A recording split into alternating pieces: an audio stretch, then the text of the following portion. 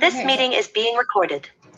Anybody who, okay, so there's one. Where's the lady of the hour? Whoops, wait a minute, back one way. There we go. Add spotlight. Yay. All right, Hannah, why don't you take it away? Well, I'd love to. I met Amy first at Meet the Teachers, and she spent the entire time making me laugh. So I'm really looking forward to her coming to teach for us. Amy works out of her Southern New Hampshire home, and she's a milliner and textile jewelry artist.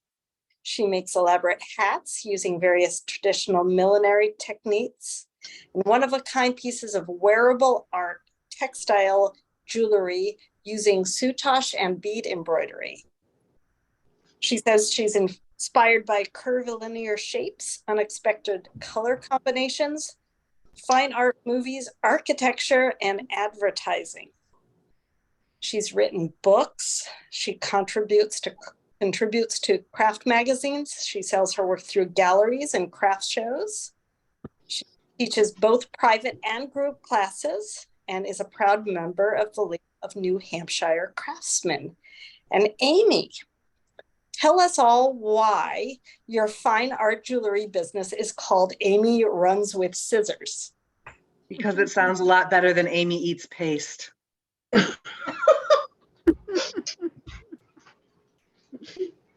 I am so excited to welcome you today and take it away.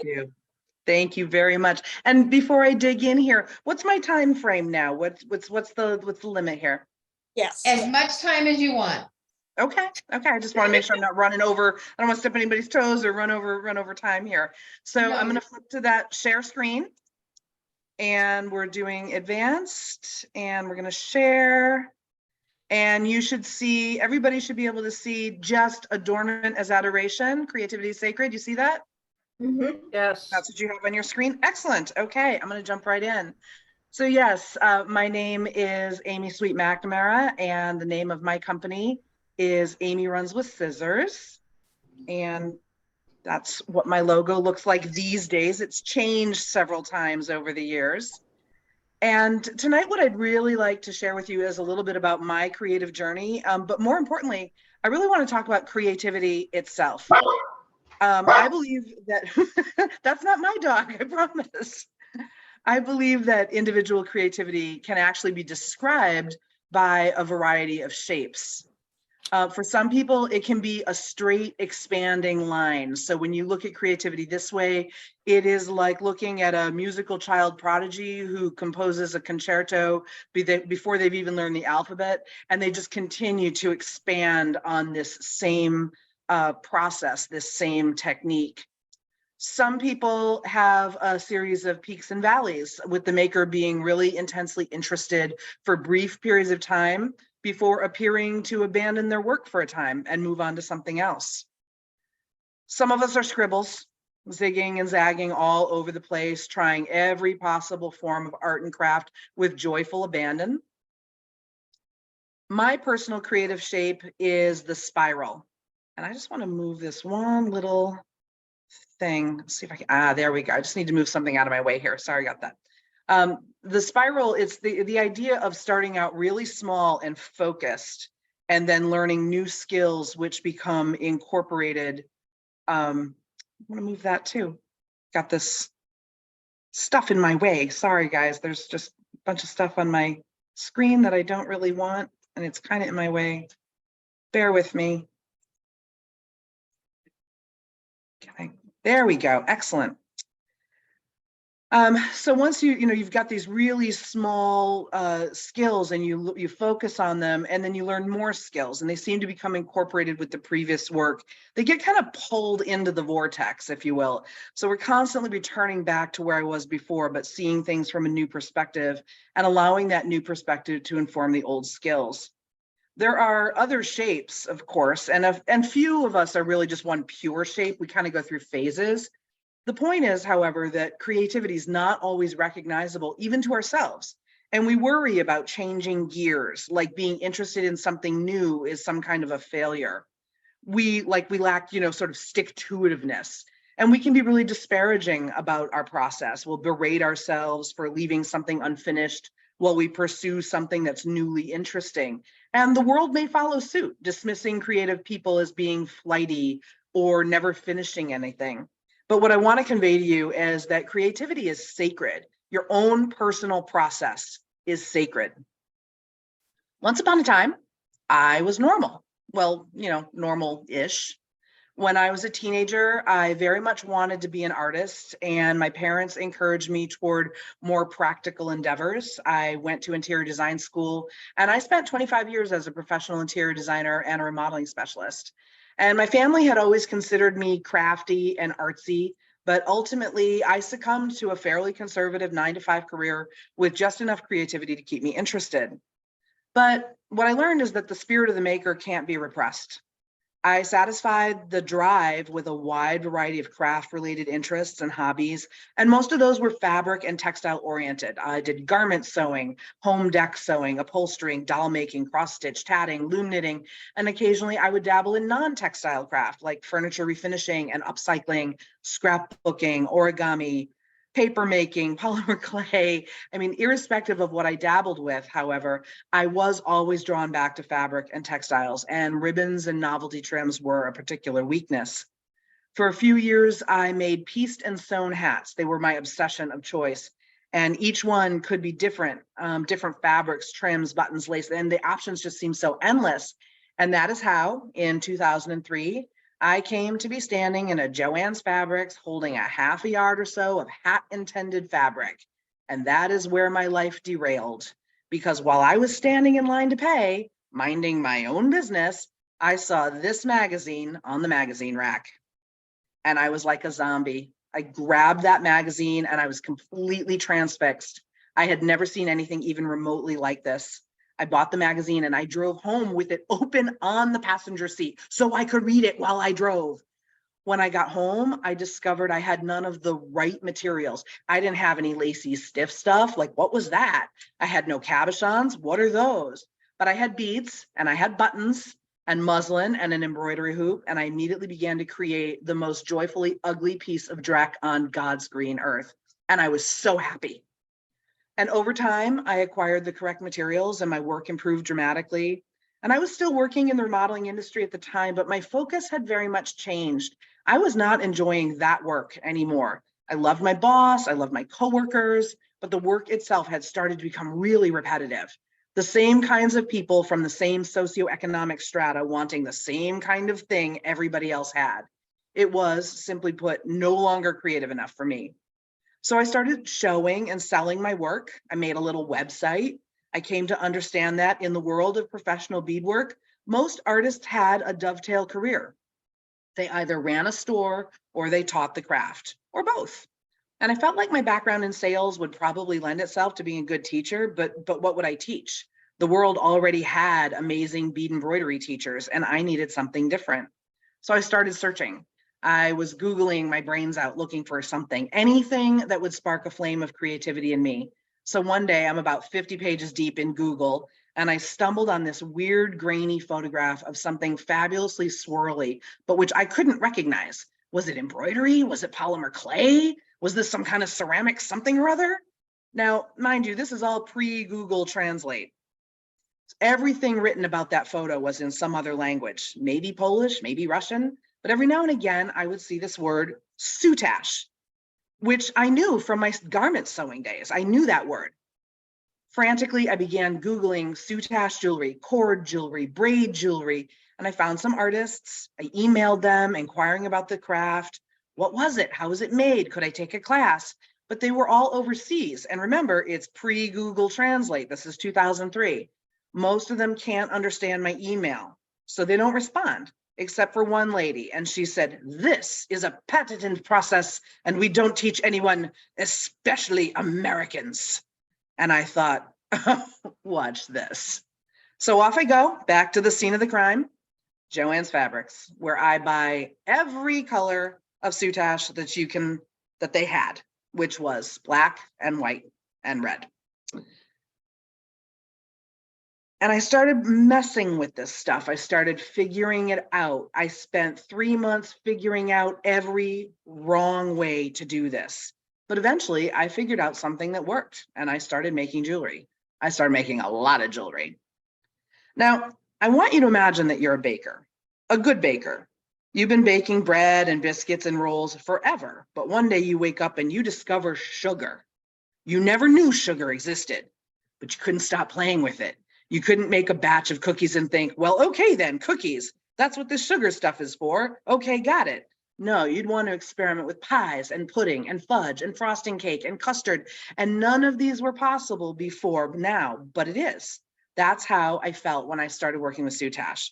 When I look back at my work, I feel like it's hard to see a through line because the only thing that remained consistent was my desire to try everything.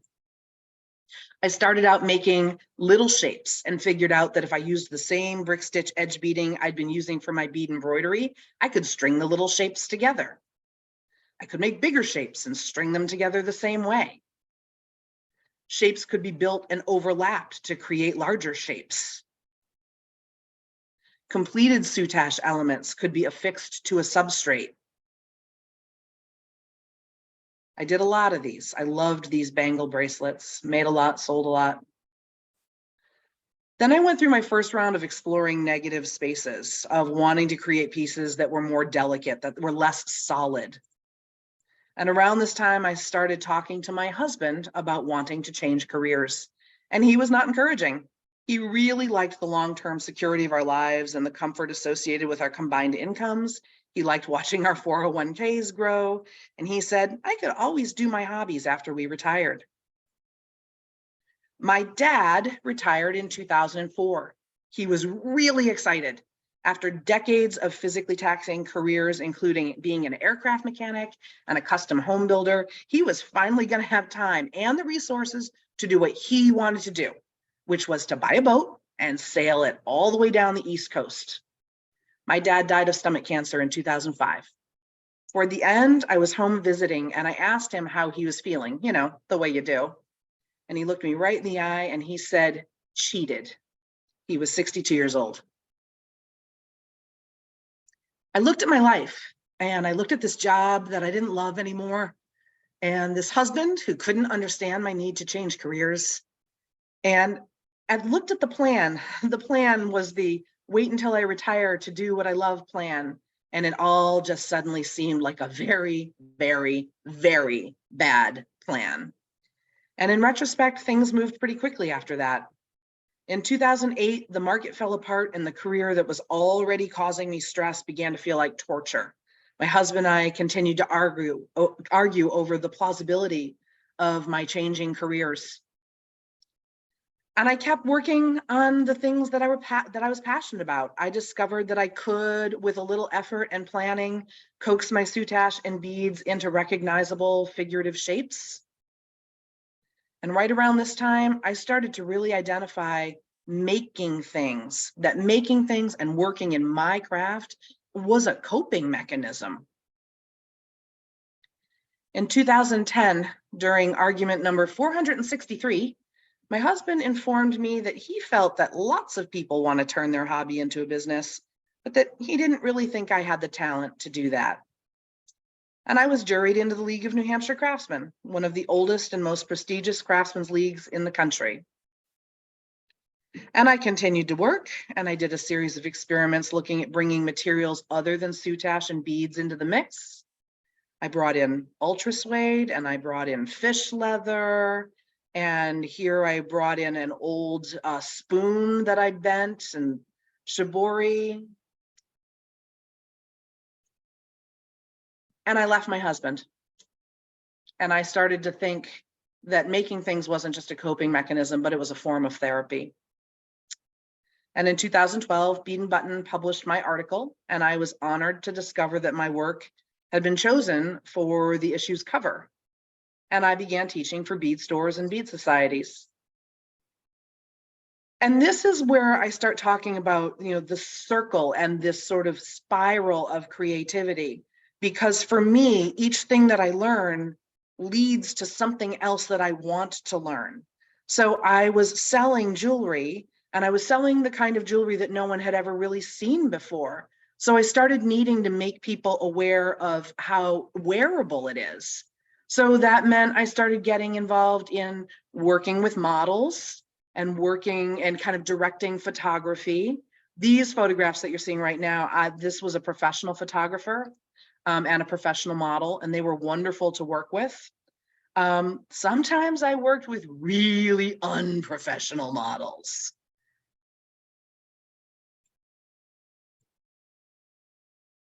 Luckily, we had really professional photographers. In 2013, my first full-length book was published. This was with Kallenbach, and of course, they were the publishers of Bead and Button magazine, which sadly is no more. And still the experimenting continued.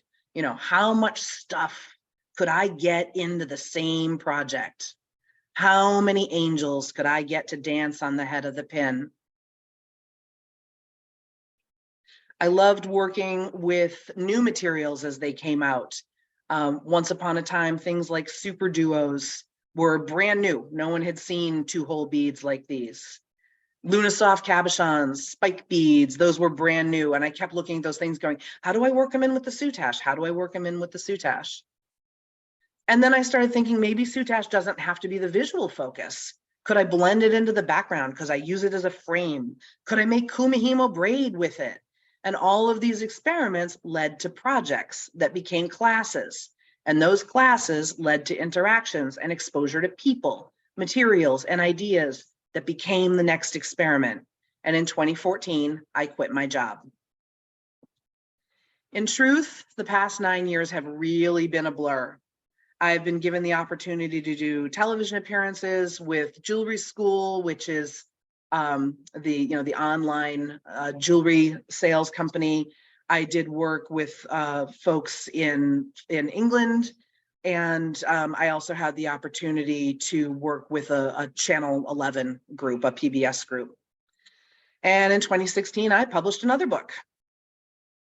And while I was working on all of this, I started getting better at photography. I was doing a lot of my own photography because, you know, you do all your own process photography. Back in the day, when you were just writing a book, if you were a craftsperson, you went somewhere and a professional photographer took pictures of each step. But now almost all teachers and book writers do all their own process photography.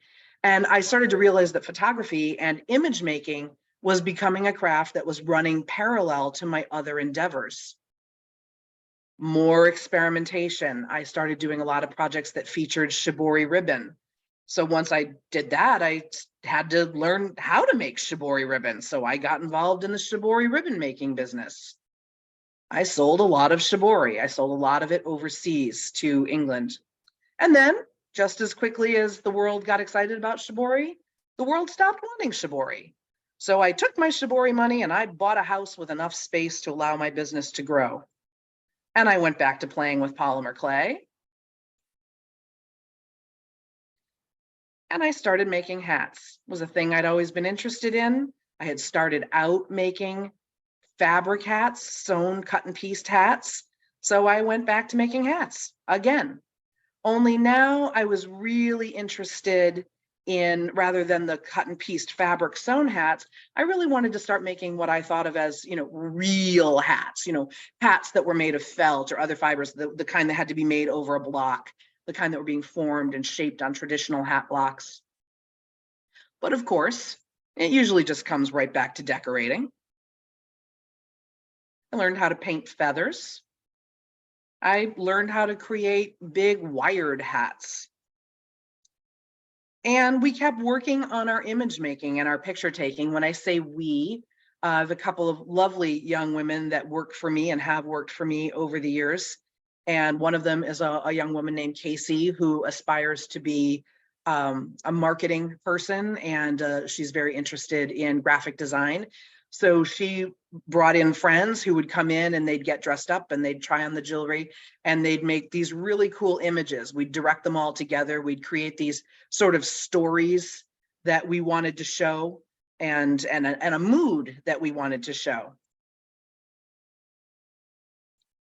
And sometimes that got expensive, you know, when you start bringing in models. So a lot of times I just worked with the cheapest model. She could be very difficult to direct.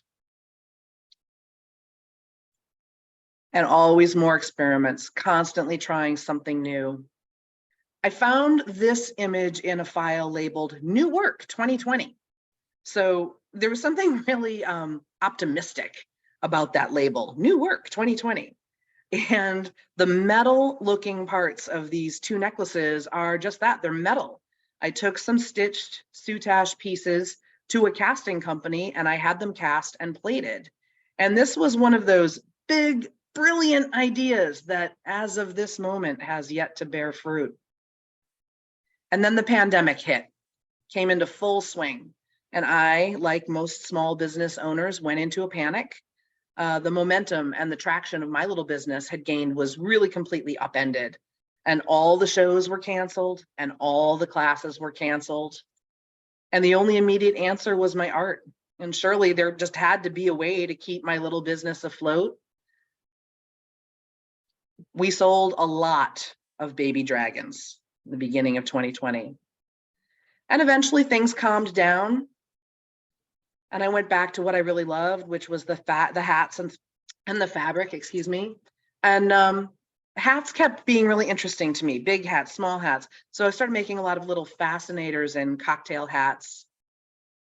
We did a number of bridal pieces. And of course, people got interested in it. And so it became a class, had to turn those into a class. Then back to the soutache. Again, my circle, my cycle, my spiral, constantly going around and around, coming back to something. How can I change it? How can I add it up? So I went back to the soutache, back to the beads.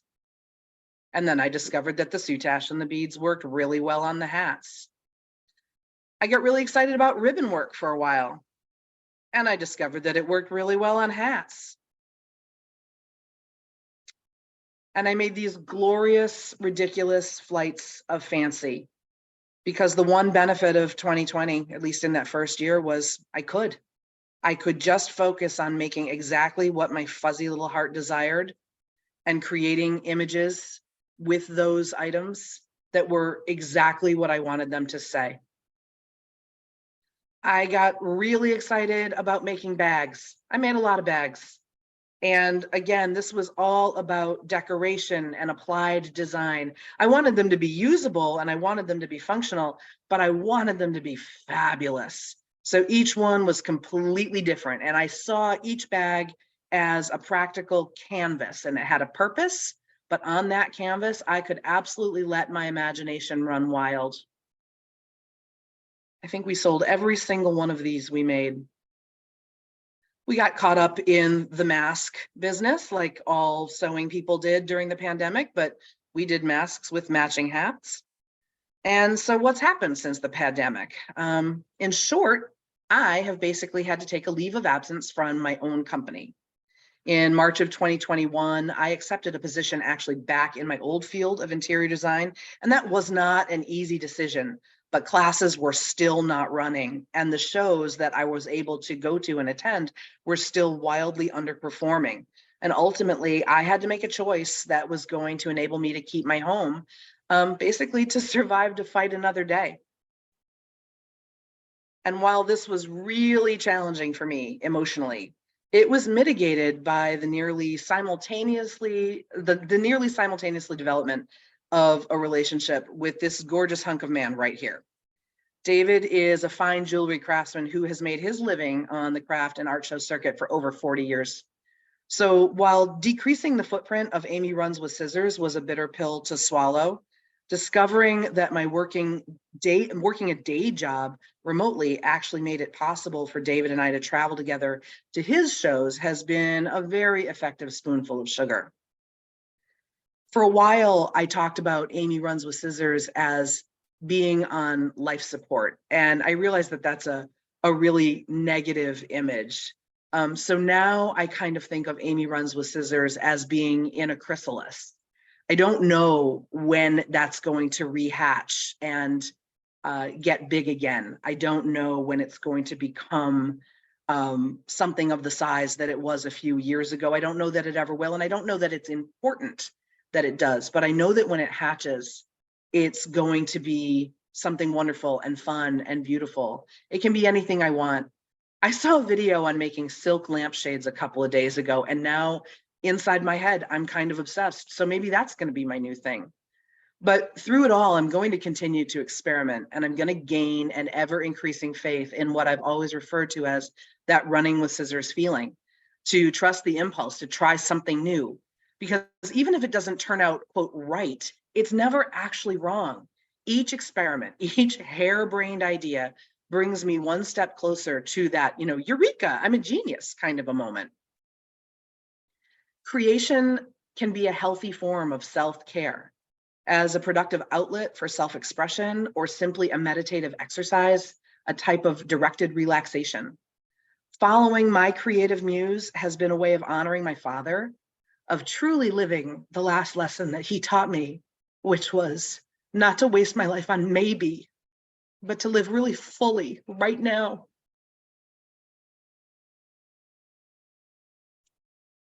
Gifting adornment is adoration, because in the fast-paced, mass-produced, factory-stamped world, handmade adornments are gifts of precious time. Buying a piece of handmade craftwork shows respect for the value of that time, while wearing it conveys a sense of pride and even solidarity with the maker. Most of us here today create adornments of one kind or another. Jewelry, quilts, wall hangings, things that decorate other things. We ourselves often dismiss these pursuits as being unimportant. It's just beads, we'll say, or it's just a necklace, or it's just needlepoint. But what would Venice look like without its layers of embellishment? Rome, New Orleans. Did you ever hear anybody say, well, he was just a stone carver, or he just made statues? Anything that is done in the pursuit of beauty or joy is worthwhile. There is no end of ugliness or sadness in the world. So how can something lovely be without worth? Attempts are not always successful or universally understood. Many public art installations will bear that out. But the pursuit is always valuable. Aside from the fact that nobody ever bombed a building while they were beating a bracelet, the creative process continues and constitutes multiple layers of love and care. And adornment, whether the creation of, the giving of, the buying of, or the wearing of, is adoration. So in closing, if you are not already being kind to yourself about your work and about your creative journey, I encourage you to do so. Creativity is sacred. Everyone's creativity is sacred. And I am very happy to take any questions at this time. Thank you for your really eloquent explanation of your work and sort of a spiritual insight into who you are, and your bravery for, really believing in yourself when you were told otherwise. I have a super dumb question though. I don't actually know what soutache is. Sure. I can make that pretty easy. We're going to go to a new share here. And we're going to go to basic. Give me 1 second. Make this easy. Thought it was going to be easy.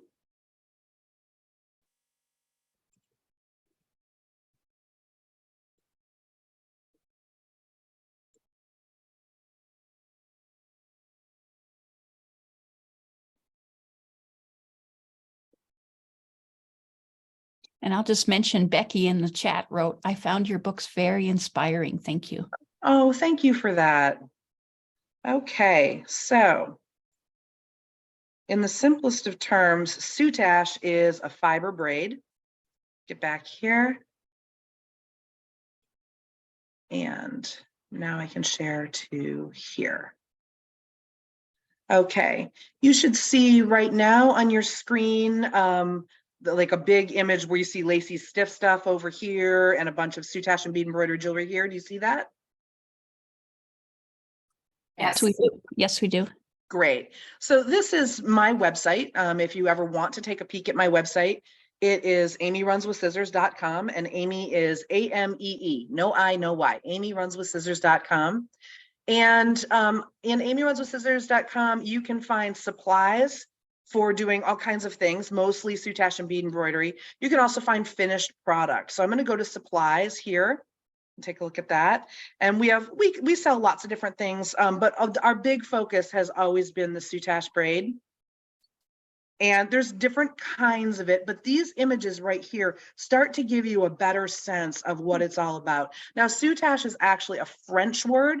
It is part of the original art of passementerie, which is French textile embellishment. So when you think about things like gimp on chairs or bullion fringe, or tassel making, that is all part of the art of passementerie, and soutache is part of that world. So you've seen soutache all your life. You normally see it on military uniforms. It's the flat, often metallic braid that makes the little loop-de-doos kind of up around the buttons and sometimes up near the epaulets.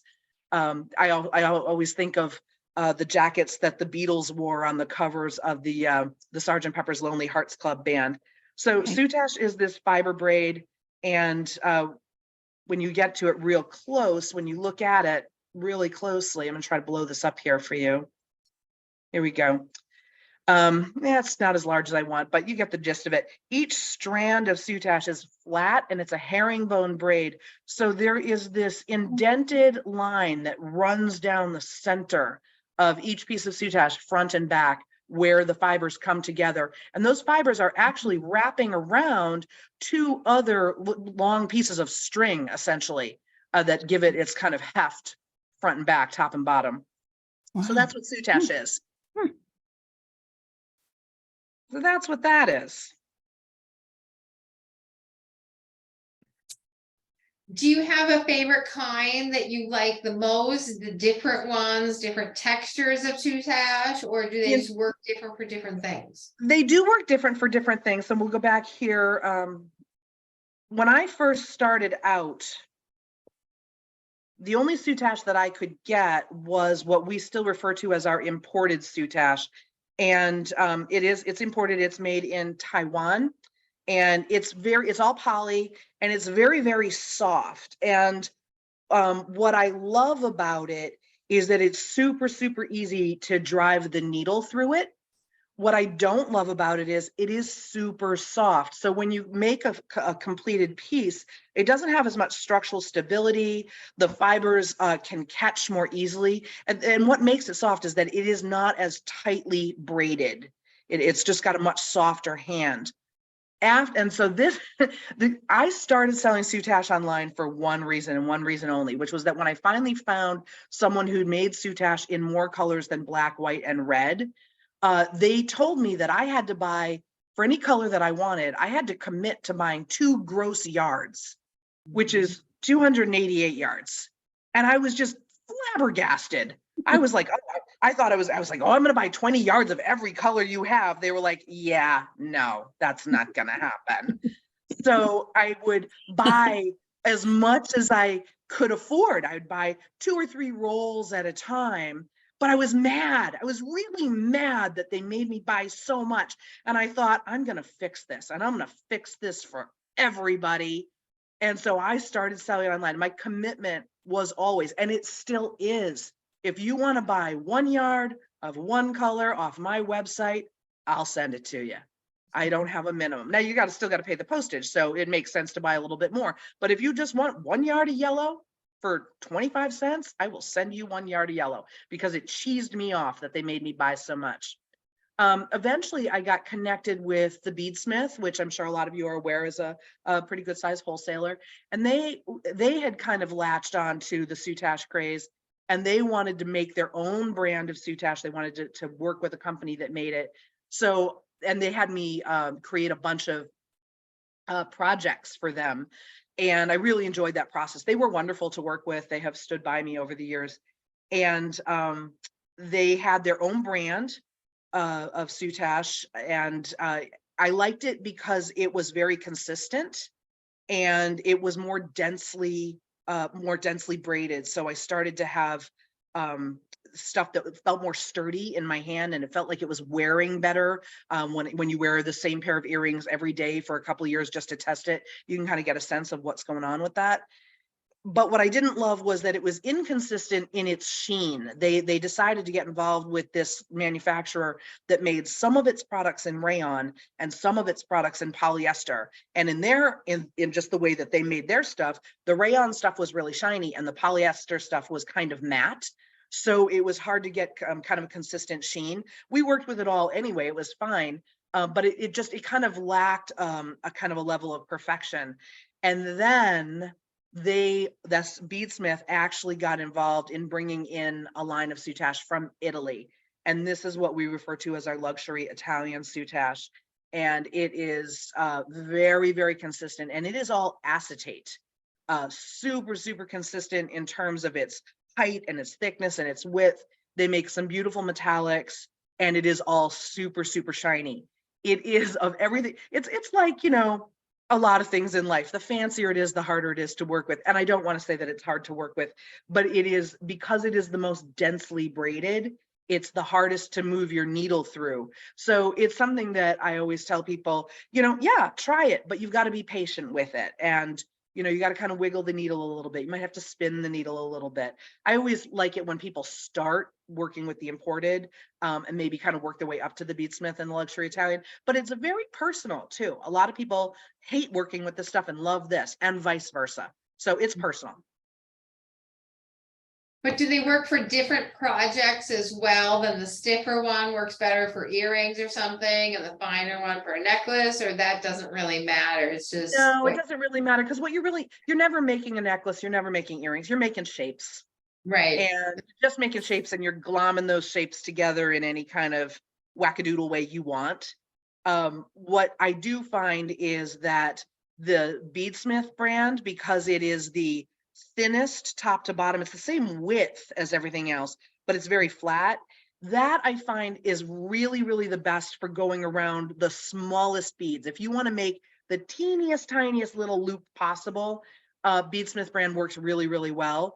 The luxury soutache, because it's a bit thicker and because it's so stiff, you've got to really, really bully it to get it to go around a smaller bead.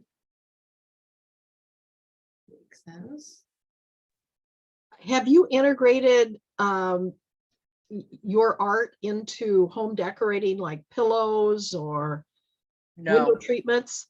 I have not. And the reason why is that it takes so long to make an element. If you needed to cover it, like if you wanted to get it would be something that I might do for a very, very, very dear friend. It would never be anything that I would see being possible for retail as a business. It would just, you'd have to sell a pillow for $1,500 in order to see any money out of it. Sure.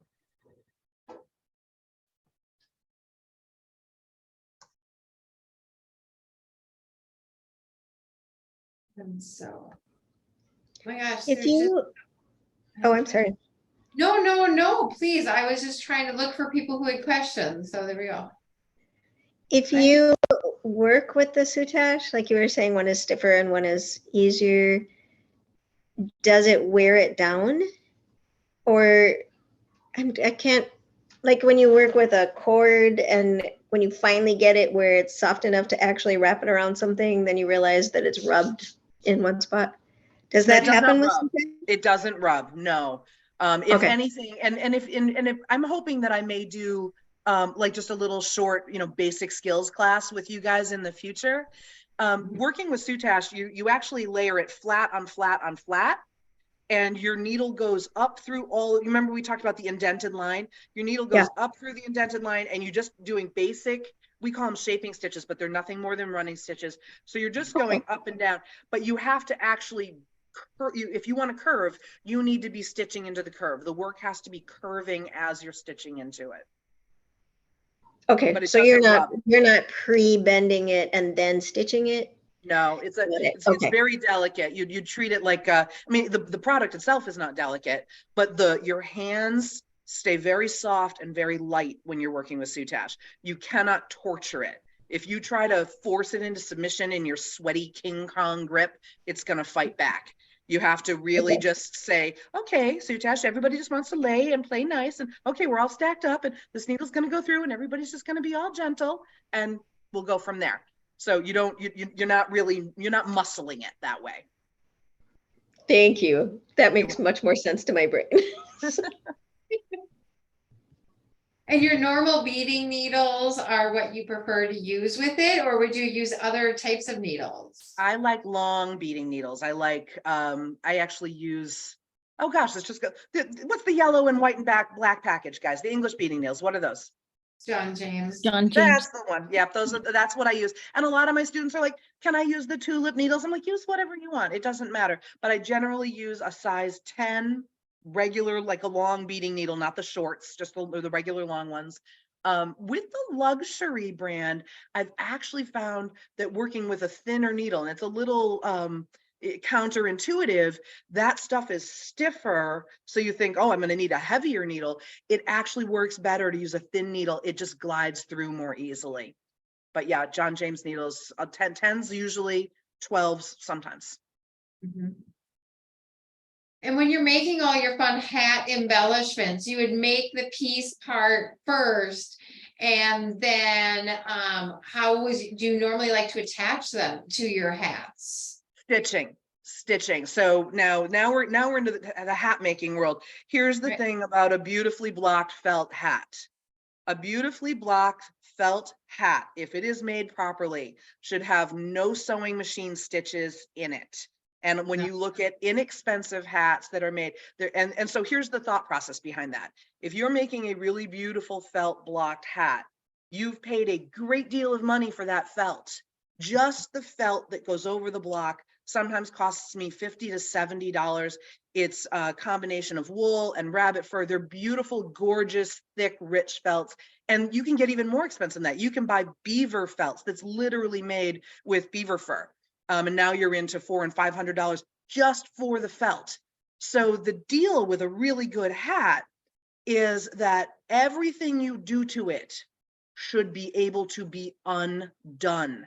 Because if you have a beautiful hat, like a Stetson is probably the most well-known beaver hat that's still being made. If you're a cowboy wearing your Stetson and you're wearing it all the time, maybe you sweat through the sweatband, maybe you get dirt on the front, maybe it gets dirty or you get out in the rain. You should be able to take that to a hat maker and have them take all of the trim off of it, take the sweatband out of it, take this liner out of it, and clean it, re-steam it, re-block it, and retrim it. The minute you start using sewing machine stuff or glue, no glue on hats, people, not on felt hats, you've ruined the felt. It will never be able to be taken apart. So once I create my embellishments, they are hand sewn onto the hat, just needle and thread, before the liner goes in, and the liner is what hides all of those stitches. Okay. But they could all very easily be picked out by someone if they took the liner out. Perfect. Thank you. Sorry, got up on a soapbox there. Feel very strongly. No, about no, and that's exactly, it's just all those little tips and tricks, that it's, I know how I was taught to make hats in the 80s, and I'm like, I know things have changed, at times, from school to school to school. So it's just like, well, this is old school.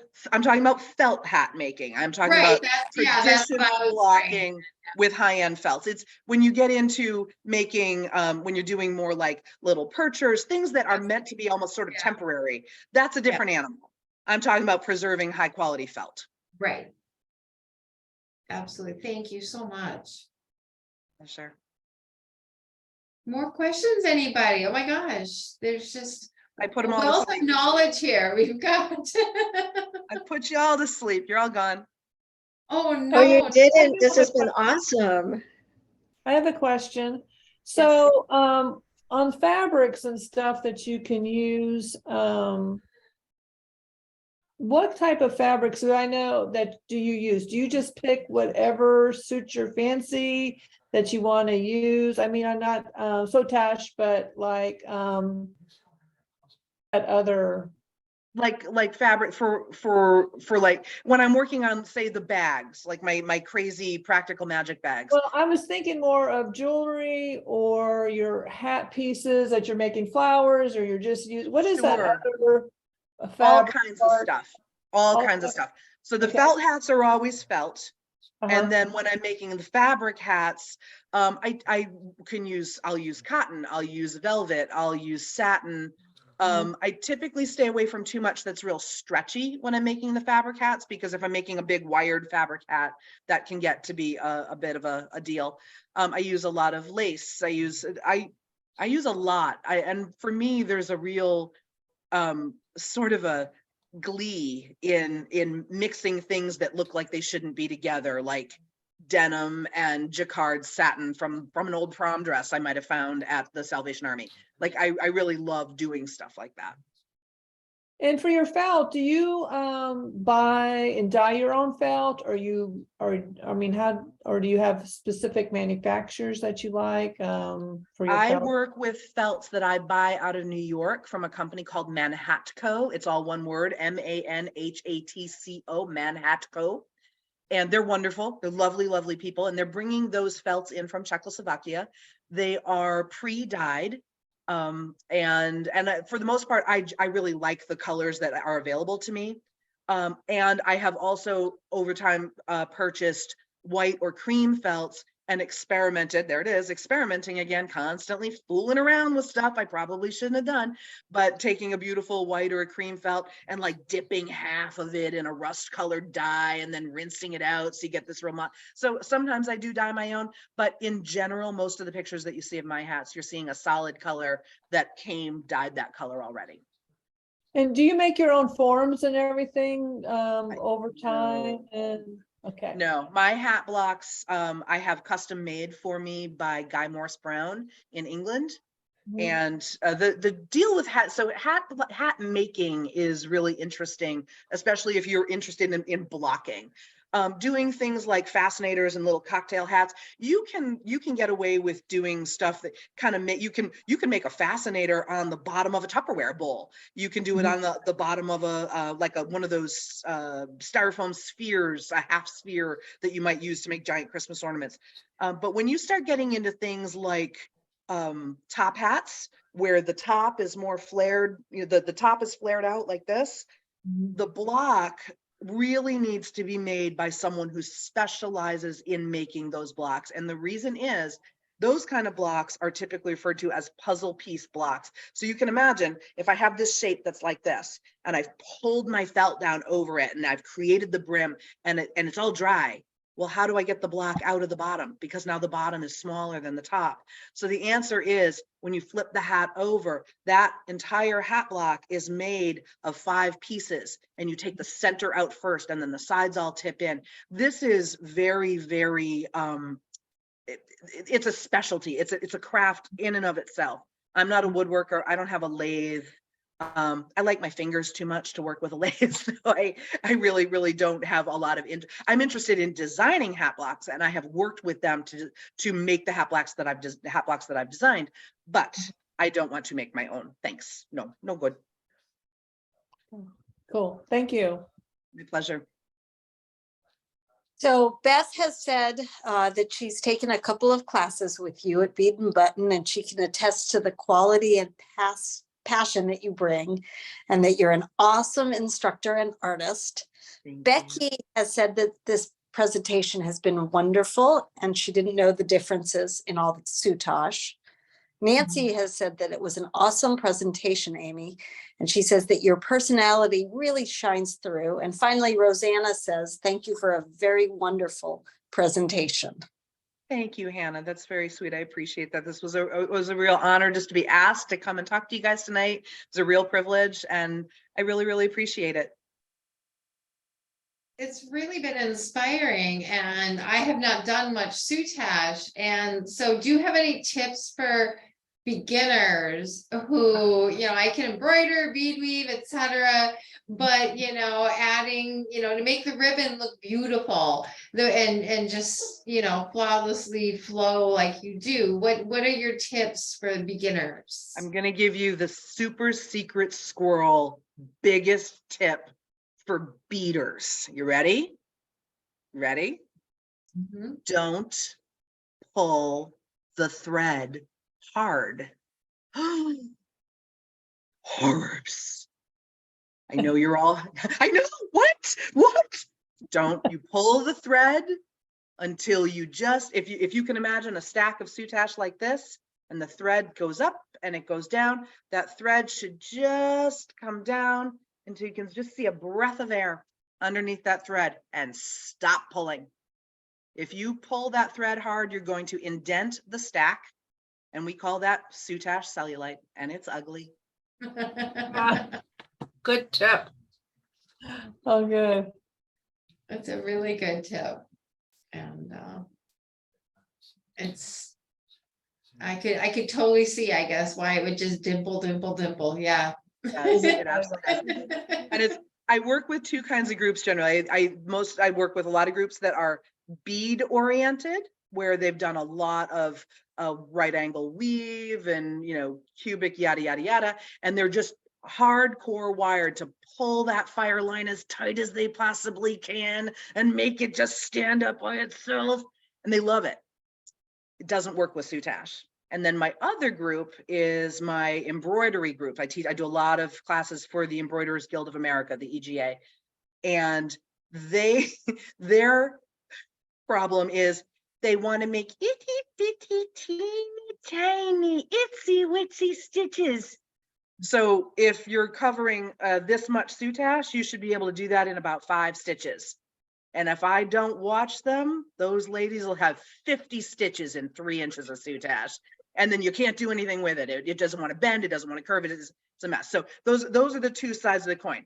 Very So what's few your stitches, very average loose. space of your running stitch?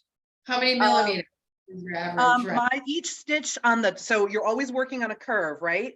Yep. So the deal is this, the thread comes up, you step over 1/4 of an inch. You Okay, go down. When you come back up, you only step over a 1/16 to an 1/8 because you're inside the curve now. And if I did 1/4 of an inch stitch on the inside of the curve, you'd have a straight line like the straight line in the capital letter D. We don't want that. You want just a little stitch on the inside. But those upper stitches, you can cover some ground and you can cover it fast. cool. That's really good tip. Amy, have you, Yeah. you said you use soutache and kumihimo, and I do. that's I do. my So I my was field, and I'm super thinking, yeah, I'm thinking about adding it to some braids. So how does it work? It works beautifully. It works beautifully. Remember that it is flat, so a lot of kumihimo cords are very round, which Right. gives a real consistent look. The soutache is flat. So I've only ever done kumihimo braids with just my flat soutache.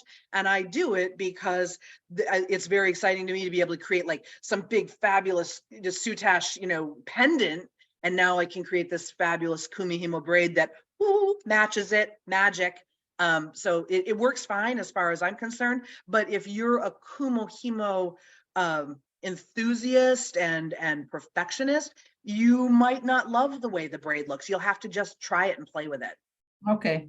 Yeah, I was kind of thinking of, you know, combining it with beads, you know, on Superlon, and just taking a shot at it, see what happens. Yeah, I'd say try, if you're going to try it, try doing just like a simple 8-cord braid Right. with just the soutache. And when I want to bead that, I kind of cheat. I make an 8-cord braid with soutache, and then I just sew my beads on. I've also done it with beads all on a long piece of thin macrame cord, and kind of popping those in as I go around. But it works either way. Okay, thank you. My pleasure. I'm going to try it. Give it a whirl. Yeah. What's the worst that can happen? Well, you just take your braid apart and put your pieces back where they were and start over again. There you go.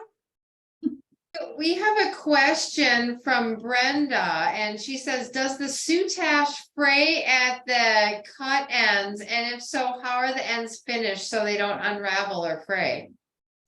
So we're going to start to get into some pretty, the short answer is, yep, frays like you read about. So don't keep cutting the frays off because it's just going to keep fraying. The longer answer is every piece of soutache, I you want work your to, way yeah. Oop. Oops, sorry. It's okay. Every piece of soutache design that you create, there is a place where you do a technique called ending the stack. And that is a special series of stitches where you bring the stack of soutache around the back of the work. And there's a technique called wrap, tack, whip, and snip that brings that to the back of the work. Ultimately, when this is all done, the work is glued onto a backing. It's glued onto, I use ultra suede. Some people use real leather or real suede. So the frays will never become a problem as long as you handle them properly, bring them to the back, and then the back is all finished. And so when you tack and glue them, what do you like to glue with? The E6000, GS Hypo, or what is your friend? I like, it's actually, it'll come, Crafter's Pick, washable fabric glue. I don't love E6000. I don't love a lot of the hypo stuff because it bleeds through the fibers. And so when you use the Crafter's Pick, first of all, it behaves a lot like Elmer's glue. Comes out of the tube like a white glue, just like an Elmer's glue does. It is non-toxic. It is water soluble while it is fresh. After 2 weeks, it dries clear and it is washable at that point. Why do we care if it's washable? Because we're making tiny little fiber jewelry. They're tiny little garments. And, you know, you get makeup on the edges of them, or you get stuff on the back of them, or you're like me, you went to a party, you got home, you got salsa on your earrings, you don't know how it got there. You got to wash it. So you can hand wash all the jewelry that I make under the kitchen faucet with a little bit of detergent. So that's what it's Crafter's Pick, washable fabric glue. And it doesn't bleed through the work. And don't use fray check. Do not use fray check. You've gone to hours and hours to make these beautiful pieces, and then you start gluing the backs and all bleeds through the front. It changes everything. It's gross. Don't do it. Any other don't do's? Don't cut your soutache too short. Don't treat it like it's precious. It's not. It's a penny an inch, if anything, you know, in certain places. Do not cut your stuff too short. Leave yourself plenty to trim off at the end. That's a biggie.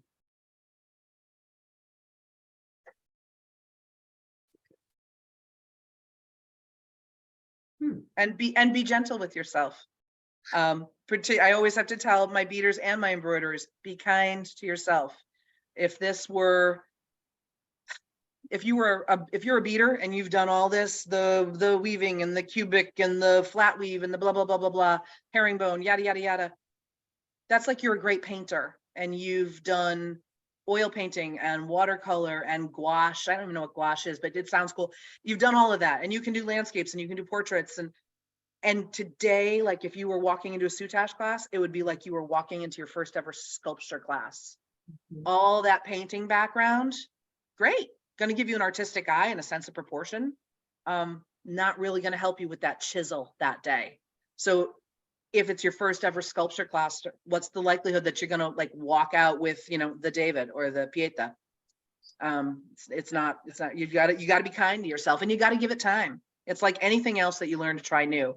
One of the challenges I sometimes have with beading groups is that it's the same skills that they're super skilled in this very specific skill set, and they just apply it to thousands and thousands of different patterns, and there's all these different ways to make that come together, but it's often the same skills.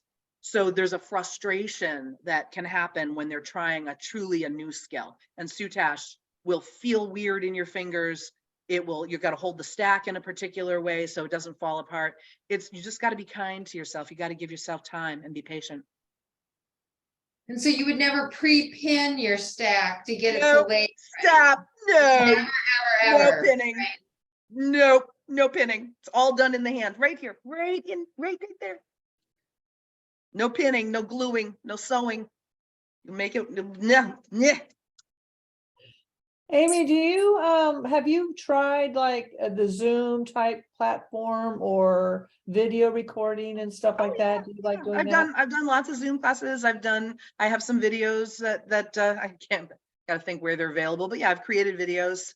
Yeah, absolutely. Good, great. What kind of thread do you prefer for your soutache work? All right. I'm gonna tell you straight up. I like Nymo. Nymo, I love it. It's got just enough tooth.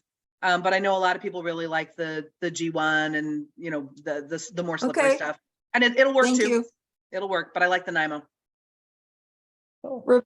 Has said she just looked at your website and she says you have some wonderful, very tempting cabochons. And Yes. Beth says that great tips and thanks so much. It was my pleasure. It's my pleasure, truly. Thank Yeah, you for having me here. Try to convince you to do one of our Let's Be Live Saturdays. I So do. that We'll talk. I'd be happy to do that. It would be super fun. A Oh, fun little. I would buy a kit because this is one thing I've always looked at and went, oh, look how pretty.